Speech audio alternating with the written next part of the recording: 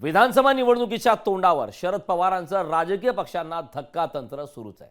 आता तर तेलंगणाचे माजी मुख्यमंत्री के चंद्रशेखर राव यांचाच राज्यातील पक्ष राष्ट्रवादी शरद पवार पक्षामध्ये विलीन होणार आहे। ऐन निवडणुकीच्या तोंडावर शरद पवारांचा हा मास्टर स्ट्रोक असल्याचं बोललं जातं।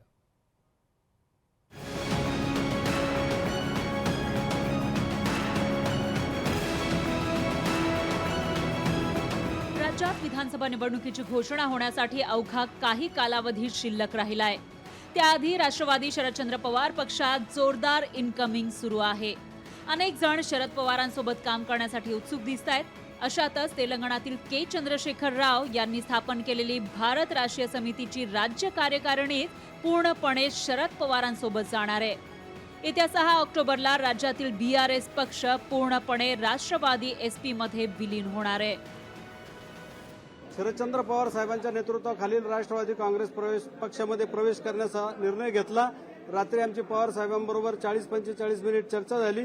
सगळ्या विषयावर चर्चा होऊन दिनांक 6 ऑक्टोबर रोजी इथं एक मेळावा घेऊन आम्ही पवार साहेबांच्या नेतृत्वाखाली सगळे आमचे कार्यकर्ते नेते राष्ट्रवादी काँग्रेसमध्ये पक्ष प्रवेश करणार आहे।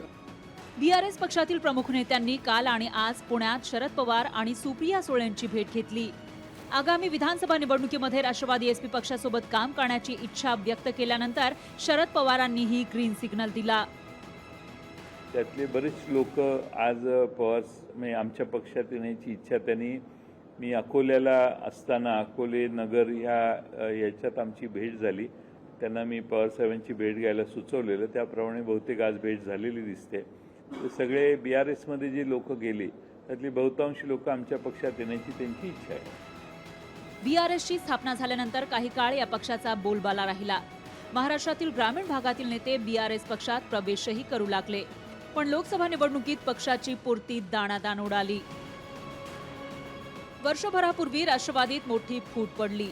अजित पवारांनी वेगळी चूल मांडल्यावर शरद पवारांना पक्षाचं नाव आणि चिन्हही गमवावं लागलं। तरीही लोकसभेत चांगली कामगिरी करत शरद पवारांनी पक्षामध्ये एक नवचैतन्य भरलंय। विधानसभेआधी पवारांच्या पक्षात प्रवेशाचा धडाका सुरू आहे। त्यामुळे आगामी विधानसभा निवडणुकीत शरद पवारांचा करिश्मा किती चालतो हे पाहणं महत्त्वाचं आहे। अमोल धर्माधिकारी, लोकशाही मराठी, पुणे।